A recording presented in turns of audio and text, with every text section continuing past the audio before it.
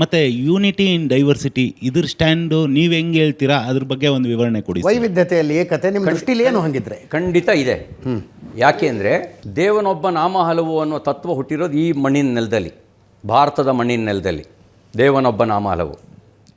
ದೇವರನ್ನು ನೀವು ಯಾವ ರೂಪದಲ್ಲೂ ನೋಡ್ಬೋದು. ನಮ್ಮ ದೃಷ್ಟಿ ಪ್ರಕಾರ ಸೃಷ್ಟಿಯನ್ನು ಭಗವಂತನೇ ಮಾಡಿ ಸೃಷ್ಟಿ ಒಳಗೆ ಅವನೇ ಇದ್ದಾನೆ. ಹಾಗಾಗಿಯೇ ಪ್ರತಿಯೊಬ್ಬರಲ್ಲೂ ಭಗವಂತ ಇದ್ದಾನೆ. ಆತ್ಮಾನು ಸರ್ವಭೂತೇಶು ಅನ್ನೋದನ್ನು ಹೇಳಿದ್ದು ಈ ಮಣ್ಣಿನ ನೆಲ ಮಾತ್ರ. ಅದನ್ನು ಪರಕೀಯರಿಂದ ಹೊರಗಡೆಯಿಂದ ಬಂತಲ್ಲ, ಈ ಅರಬ್ನಿಂದ ಬಂತಲ್ಲ, ಅವರು ಒಪ್ಕೊಂಬಿಟ್ರೆ ಸಾಕು, ನಿಮಗೆ ಡೈವರ್ಸಿಟಿ, ಯೂನಿಟಿ ಆ್ಯಂಡ್ ಡೈವರ್ಸಿಟಿ ತಾನಾಗೇ ಬಂದುಬಿಡುತ್ತೆ. ಈಗ ನಿಮಗೆ ಯೂನಿಟಿ ಆ್ಯಂಡ್ ಡೈವರ್ಸಿಟಿ ತಾನಾಗೇ ಯಾವಾಗ ಬರುತ್ತೆ ಅಂತ ಹೇಳಿದ್ರೆ, ಈ ದೇವನೊಬ್ಬ ನಾಮ ಹಲವು ಅನ್ನೋ ತತ್ವ ಒಪ್ಕೊಂಡ್ರೆ ಸಾಕು. ಅವ್ರ ದೇವ್ರನ್ನ ಬಿಡಬೇಕಾಗಿಲ್ಲ. ಅಲ್ಲಾನೂ ದೇವರೇ, ಕೃಷ್ಣನೂ ದೇವರೇ, ರಾಮನೂ ದೇವರೇ. ಅವರವರ ಭಾವಕ್ಕೆ ಅವರವರ ಭಕ್ತಿಗೆ ಅವರವರ ತೆರನಾಗಿ ಇರುತ್ತೀವನು ಶಿವಯೋಗಿ. ದೇವರು ಒಬ್ಬನೇ. ಅವರವರ ಭಾವಕ್ಕೆ ತಕ್ಕಂತೆ ಅವರು ಭಾವಿಸ್ತಾರೆ ಅಂತ ಅನ್ನೋದು ಒಪ್ಕೊಬಿಟ್ರೆ ಸಾಕಲ್ಲ. ಒಪ್ಕೊಂಡ್ರೆ ಜಗಳನೇ ಇರಲ್ವಲ್ಲ. ಯಾರು ಬದಲಾಗಬೇಕಾಗಿರೋದು? ಯೂನಿಟಿ ಆ್ಯಂಡ್ ಡೈವರ್ಸಿಟಿಯನ್ನು ಒಪ್ಕೊಂಡಿರೋರು ಬದಲಾಗಬೇಕೋ ಅಥವಾ ನಾನು ಹೇಳಿದ್ದು ಮಾತ್ರ ಓನ್ಲಿ ಒನ್ ವೇ ಅನ್ನುವಂಥವ್ರು ಬದಲಾಗಬೇಕು? Many ways are there.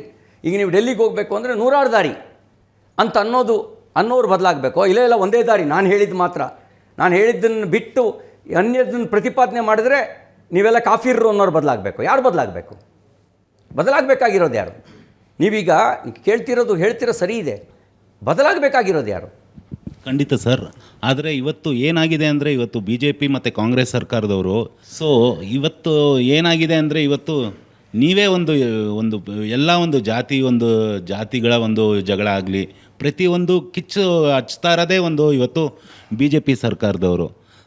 ನೀವೇ ಬಂದ್ಬಿಟ್ಟು ಈ ಥರನೂ ಒಂದು ಸ್ಟ್ಯಾಂಡ್ ಹೇಳ್ಬಿಟ್ಟು ಒಂದಷ್ಟು ಉದಾಹರಣೆ ಸಮೇತ ಹೇಳಿ, ಇಂಥ ವಿಷಯದಲ್ಲಿ ನೀವು ಜಾತಿ ಧರ್ಮದ ಕಿಚ್ಚು ಹಚ್ಚಿದ್ರಿ ಅಂತ. ಯಾಕಂದರೆ ಇವತ್ತು ಅವರು ಇಸ್ಲಾಂ ಧರ್ಮದ ಬಗ್ಗೆ ಮಾತಾಡ್ತಾ ಇದ್ದಾರೆ.